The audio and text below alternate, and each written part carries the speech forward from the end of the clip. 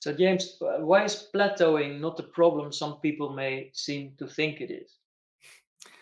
Well, I think to begin with, it's a little bit of a myth that people can break these plateaus in the first place.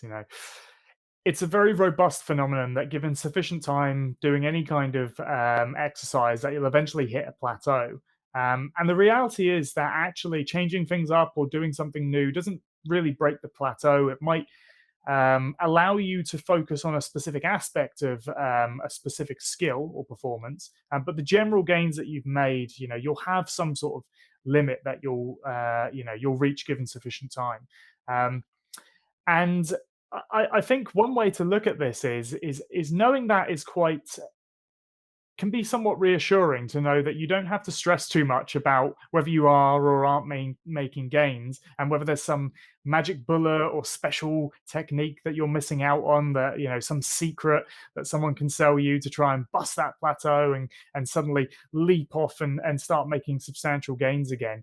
The reality is that these are behaviors that people should think about over the long term, and they should think of maintenance as being a really important goal in and of itself, because we know that given sufficient time, without engaging in those activities, people will start to lose strength and they'll start to lose function.